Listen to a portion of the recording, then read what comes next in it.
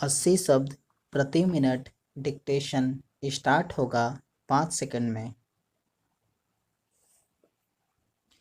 Ready, start. भाइयों, भूगोल, पर्वत और समुद्र ने भारत के स्वरूप का निर्माण किया है। कोई मानव संस्था इसके आकार को बदल नहीं सकती और ना ही उसके अंतिम लक्ष्य में बाधक बन सकती है। आर्थिक परिस्थितियों और अंतर्राष्ट्रीय मामलों की लगातार मांगों के कारण भारत की एकता और भी आवश्यक हो गई है। भारत के जिस चित्र को हमने अपने दिलों में संजोया है, वह सदा हमारे दिलों और दिमागों में रहेगा।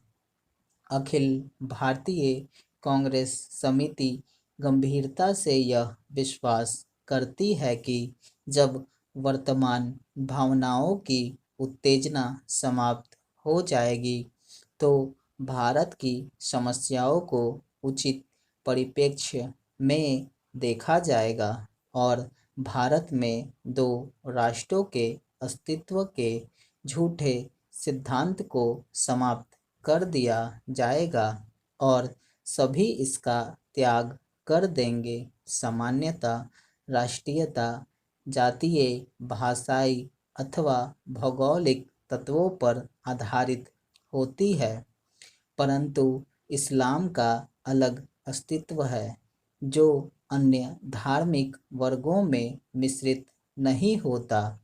55 वर्ष की स्वतंत्र धर्मनिरपेक्ष राष्ट्रीयता के बाद आज भी कई जिम्मेदार मुस्लिम नेता दावा करते हैं कि मुसलमान अलग राष्ट्र है।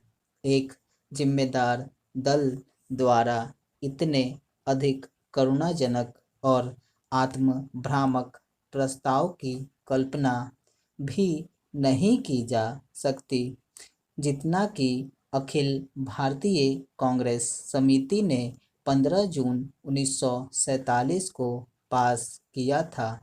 सभी नेता थक चुके थे और बूढ़े हो रहे थे। आदर्शवाद की जिस ज्वाला ने उन्हें 26 वर्ष पूर्व प्रेरित किया था, उनका जोश ठंडा होने लगा था। कांग्रेस का विकास सदा ही बदलते नेतृत्व के माध्यम से हुआ था, परंतु पिछले 25 वर्षों में वही नेता कांग्रेस की सत्ता संभाले हुए थे। उनके व्यक्तित्व और उनके त्याग ने उनको जो ख्याति प्रदान की थी, उनको जो बल प्रदान किया था, उसको कोई युवा नेता चुनौती देने का साहस नहीं कर सकता था। विभाजन के विरोध में केवल एक ही स्वर था और वह था गांधी जी का, परंतु वे भी बहुत बूढ़े हो गए थे और उनका स्वास्थ्य भी ठीक नहीं था। उन्होंने अखिल भारतीय कांग्रेस समिति से प्रस्ताव स्वीकार करने के लिए कहा। यदि वे नई कार्यकारिणी समिति और नई अंतरिम सरकार के लिए नए नेता नहीं चुन सकते। प्रस्ताव को पहले कार्य समिति ने पास किया।